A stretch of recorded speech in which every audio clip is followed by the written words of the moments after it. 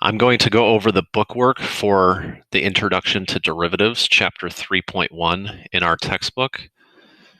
Question 2, use the definition f prime of a, which is the derivative evaluated at some value a, equals limit as h approaches 0 of f of a plus h minus f of a over h to find the derivative of the function 1 over x at x equals 3. So that means we want to find the value of the derivative at 3. So I'm going to do f, which is 1 over x.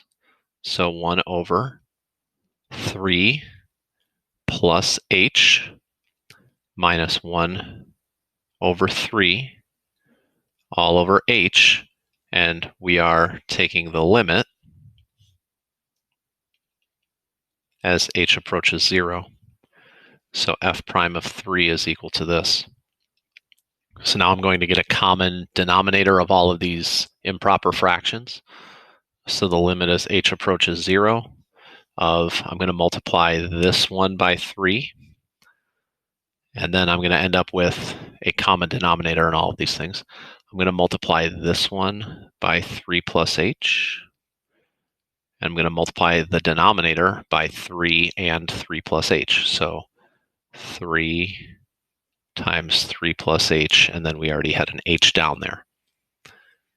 If you're a little confused as to how that happened, I'm just going to take this 3 over 3 times 3 plus h minus 3 plus h over 3 times 3 plus h divided by h times 3 plus h. So I multiplied the numerator and denominator of all of these little fractions inside of a fraction by 3 or 3 plus h or whatever. And then now all of the denominators can cancel out, and then I'm left with this. So this equals the limit as h approaches 0 of 3 minus 3 goes away. Then I have minus h over all of this stuff. I'm going to rewrite it as h times 3 plus h.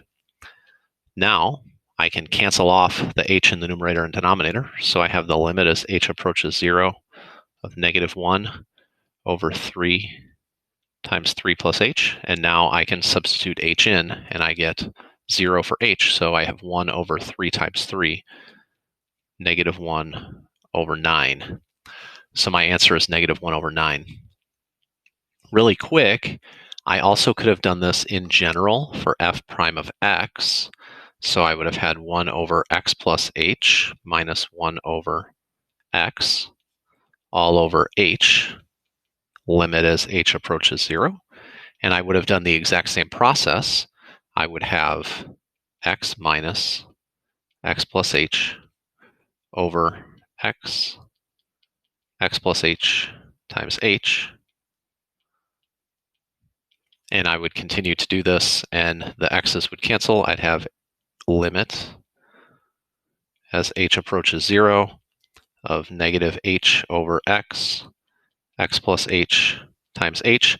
The h's would cancel just as they did here, and I would end up with negative 1 over x squared, which would represent the derivative at any point x on the function 1 over x.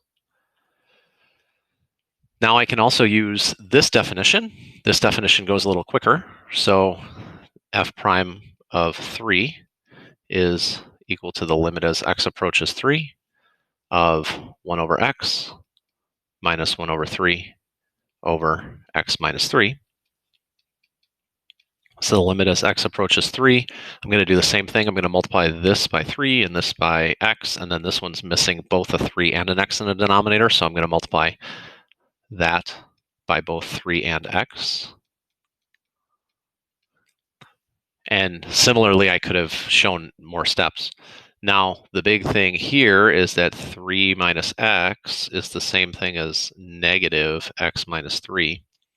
So negative x minus 3 and x minus 3, those would cancel off, and I'd be left with a negative 1 in the numerator. So limit as x approaches 3, negative 1 over 3x. Then I substitute 3 in for x, and I get negative 1 over 9. which is the same thing that I got up here.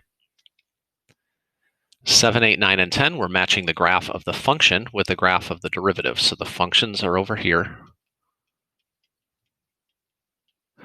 and the derivatives are over here.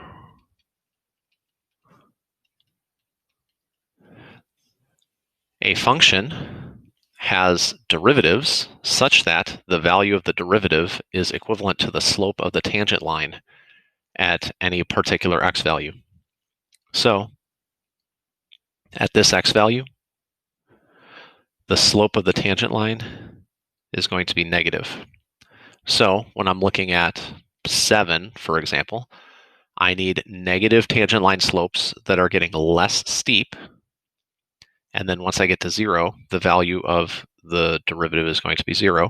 And then I need positive tangent line slopes. So I need to look for a graph that starts with negative values, then hits a 0 value at 0, and then starts to have positive values. That would be this graph. So 7 matches up with B. Negative slopes, positive slopes. Notice that these values are negative. Then at 0, it starts to become positive. Number 8, every single value of my derivative, all of my slopes, are positive, with the exception of 0, which has a slope of 0. And then I still have positive slopes over here. So all of my tangent line slopes would be positive, except at 0. Notice they start really steep, get less steep, and then become more steep. That looks a lot like A. Steep, high positive values. So notice that this y value is very high and positive. And then over here, this y value is very high and positive. Whereas in the middle, they're positive but not as high. And then here, it is 0, just like the tangent line would be horizontal here. So the slope of that would be 0, which is represented by the y value here. So 7 was B, 8 is A. Now if I look at 9, I need values of 0 at 0, a little bit over there, a little bit over there, a little bit over there, and so on. And I need it to be at its steepest, both in positive and negative values, directly in between the highs and lows. Well, that looks a lot like D. Notice that I have a 0 value here, a 0 value here, a 0 value here, and then directly in between, my slopes are at their valleys or their peaks, or their highest negative values and highest positive values. So 9 would be D. And therefore, that leaves C to be 10, positive slopes until here. I'm sorry, negative slopes until this value.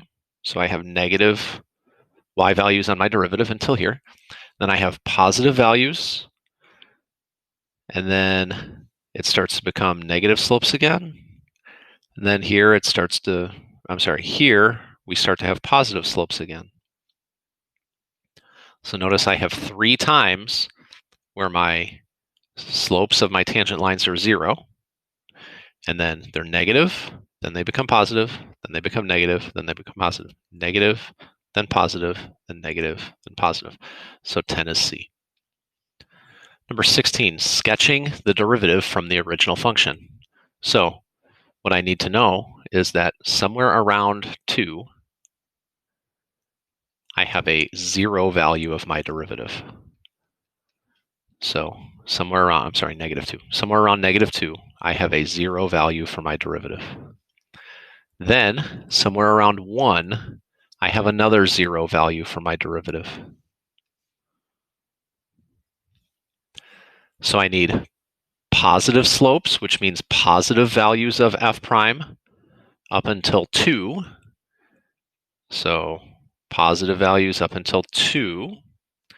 Then we start to have negative slope values from -2 until 1. And then positive slope values after 1. So my graph of my derivative will look something like this. Problem 18. The graph of y equals f of x is shown here and made up of line segments joined from end to end. I'm going to graph the derivative function, so f prime of x. These just represent the slopes of these lines. So this is up 2 over 4. So my slope is 1/2 from -4 to 0. So from -4 to 0, I have a slope, a f prime, a derivative of 1/2. So my y value is 1/2 there. Then this is down 4 over 1. So from 0 to 1, my slope is -4.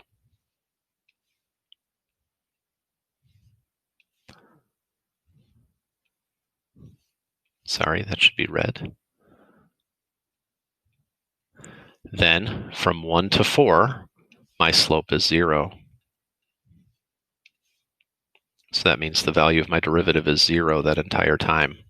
Then my slope is up 4 over 2. So I have a slope of 2. That is my derivative value from 4 to 6. So here's the graph of my derivative. At what values of f or of x between -4 and 6 is the function not differentiable? That's every value where we have some sort of cusp or corner or something where it's not smooth or jump or anything like that. So in this case, we have not differentiable values at x equals -4, 0, 1, and 4, and also at the end at 6. So there is no derivative. It is not differentiable at any place where there's some sort of goofy gap or a corner or cusp or something like that. Finally, graphing the function f from f prime. So f prime is equal to 1 when x is less than 1. So that means that if I'm graphing f prime, I'll do that really quick. When x is less than -1, my slope is +1. Then my slope starts to become -2 after that. So how would I make my slope +1? Also note that the point 0, -1 has to be on the graph. So I'm going to put 0, -1 on the graph right away, just to make sure I don't screw it up. And then I have a slope of 1 up until -1. So at -1, I stop having a slope of 1, so I need some kind of line that has a slope of 1, like this, up until I get somewhere here, and then I need a slope of -2 from there on. Now, how do I figure out where this should be? Well, I know that this point has to be on the graph, so what I'm going to do is I'm going to take this line and make sure it intersects there. So that means that if I have a slope of -2, I go up 2 over 1. So I know that the point -1, 1 must be on the graph, which means that since this is a continuous function, I can take this and put it here. And we're going to ignore the fact that I drew an arrow there. So -1, 1 has to be on the graph. This has a slope of 1, and this has a slope of -2. And that's how you would graph this one.